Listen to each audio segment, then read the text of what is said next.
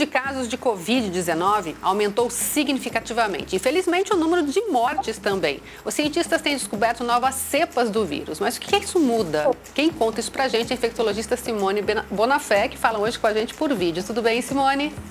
Oi, tudo bom? Como é que vocês estão? Boa tarde a todos.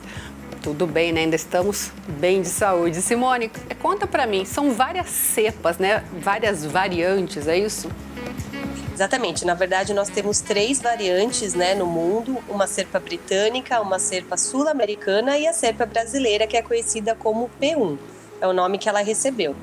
Então, assim, aqui no Brasil, a cepa P1, o que ela tem de diferente do vírus selvagem? Ela é uma cepa com uma transmissibilidade aumentada, ou seja, ela transmite mais do que a do vírus selvagem. Então, se o vírus selvagem, uma pessoa passava para 2 ou 3, com a variante P1, uma pessoa acaba passando para até 9 outras pessoas. E aí, o que acontece? Como ela é muito mais transmissível, existe um maior número de pessoas infectadas e, consequentemente, o número de pacientes graves também aumenta, porque aumentou o N dos infectados e também a necessidade de pacientes que vão precisar de UTI. E a gente tem que lembrar que os hospitais já estão saturados. Então, por isso que essa cepa, ela é perigosa no sentido de aumentar a transmissão, aumentar a necessidade de pessoas que vão precisar ir de atendimento hospitalar. Simone, a gente viu que cidades como Araraquara, no interior de São Paulo, fez aí um lockdown muito fechado mesmo e conseguiram um resultado bom, aí de em média 37% de eficácia. Claro, poderia ser melhor, mas já é um bom resultado. Realmente, o ficar em casa traz esse resultado bom mesmo, como aconteceu em Araraquara? Então, é bem controverso isso de ficar em casa. Inclusive, saiu um trabalho falando que os locais que acabaram optando pelo lockdown, eles tiveram muito piora dos casos. Porque o que acontece? Esse negócio da gente ficar fazendo um lockdown fake, ou seja, uns saem, outros não saem, é muito difícil. Porque ou você faz com todo mundo, como Araraquara fez, restringe 15 dias, ninguém circula, ou a gente fica nesse meio termo, né? Então, assim, o ideal seria que as pessoas se conscientizassem que não pode aglomeração de maneira alguma, né? Eu sei que tá todo mundo de saco cheio já, faz um ano que a gente tá nessa situação, mas a gente tem que respeitar essas medidas. Como a Araraquara fez, eles fecharam tudo, 15 dias ninguém pôs o nariz para fora de casa, realmente a circulação baixou, mas qual é a viabilidade da gente fazer isso? Então, talvez se fosse um primeiro momento que a gente fosse fazer isso, como foi no ano passado, que a gente fez um lockdown sem a menor necessidade, porque naquela época nem vírus ainda circulando tinha, talvez a gente pudesse realmente usar essa técnica agora. Mas depois de um ano que a gente está nessa situação vai e volta, a gente não sabe qual vai ser a real eficácia disso, se vai trazer benefício ou só prejuízos. Simone, tem muita gente preocupada em relação a essas variantes e a vacina. A vacina consegue segurar essas novas variantes? Sim, os estudos que foram feitos até agora mostram que tanto a Coronavac quanto a AstraZeneca são eficazes com a cepa mutante P1, né, com a variante brasileira.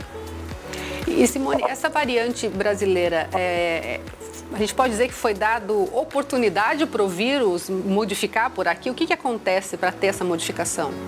Não, na verdade, assim, o vírus, ele acaba, quando ele se replica, ele pode ter erros, né, durante a sua replicação viral. E isso acontece com uma certa frequência.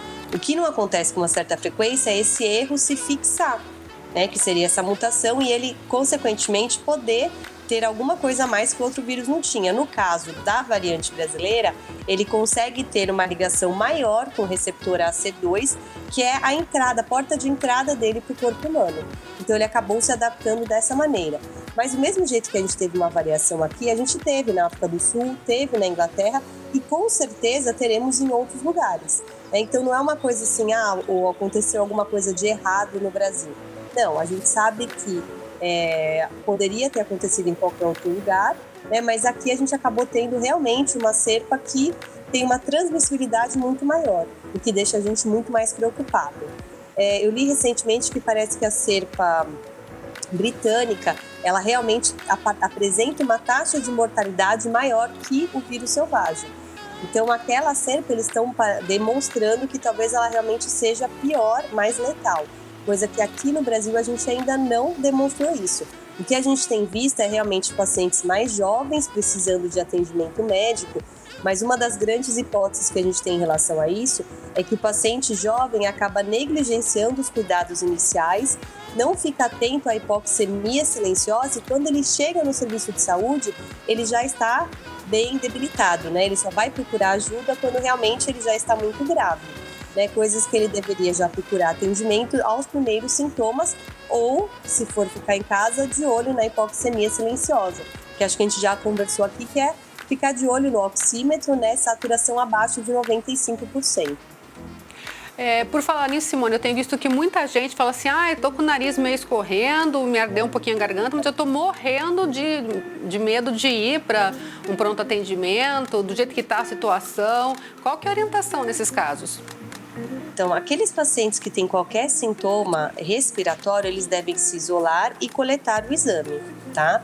E ficar isolado até o momento que sair o exame. Porque às vezes é só, tô só com a garganta arranhando, um pouquinho do nariz escorrendo, não deve ser nada, mas às vezes é, né? Então a gente tem que sempre ser transparente com as outras pessoas e caso tenha qualquer sintomatologia, a gente deve ficar recluso até conseguir o resultado do exame para ver se é ou não infecção pelo Covid-19.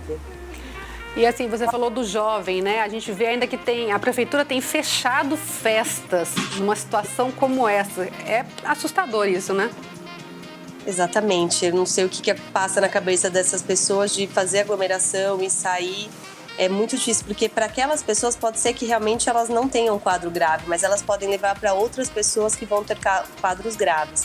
Então, todo mundo é responsável por todo mundo e todos nós devemos seguir as medidas de contingência, por mais difícil que esteja sendo, porque realmente não está fácil para ninguém, né? Muito tempo nessa situação. E se a gente continuar desse jeito, nós passaremos muito mais tempo ainda nessa mesma situação. E Simone, para a gente ir encerrando, os idosos, por exemplo, que já tomaram a primeira dose, tem que tomar bastante cuidado ainda, né? Não significa nada. Não, pelo contrário, a gente só considera uma pessoa totalmente vacinada depois de 15 dias da segunda dose. Aí a gente considera que aquela pessoa está protegida. Lembrar que tanto a Coronavac quanto a AstraZeneca não é 100% de proteção contra os casos de Covid. Você ainda pode ficar doente. O que é 100% de proteção é para desfecho desfavorável, ou seja, diminui o número de internações e não tem risco de morte. Então, assim, a gente precisa lembrar que mesmo as pessoas vacinadas ainda podem ter coronavírus, né? Pode ter Covid-19 e também podem transmitir para outras pessoas. Então, aqueles idosos vacinados não vão morrer, mas eles podem passar para outras pessoas não vacinadas que podem ter uma evolução desfavorável. Então, mesmo quem está vacinado tem que manter as medidas de contenção. Lembrei de mais uma importante para a gente fechar. Tem se falado muito sobre qualidade das máscaras, né? Tem gente usando duas. O que é que você orienta? Na verdade, saiu um estudo agora mostrando que a máscara de pano, ela é eficiente desde que ela seja bem ajustada ao seu rosto. Então, se você tiver com ela no nariz, cobrindo o nariz e a boca, ela funciona perfeitamente. Do mesmo jeito que a máscara cirúrgica que fica aberta na lateral não tem proteção. Então, precisam ser máscaras bem ajustadas ao rosto. Sendo assim, você está protegido. E não tirar nunca essa máscara, né? Ficar... É evitar ao máximo, né? Tirar essa máscara, que justamente a gente se contamina na hora que a gente tira aquela máscara para tomar um cafezinho, né? Para comer alguma coisa, para conversar com as pessoas. Então, sempre manter a máscara. Tá certo. Muito obrigada mais uma vez pela sua participação aqui com a gente. De nada, agradeço o convite.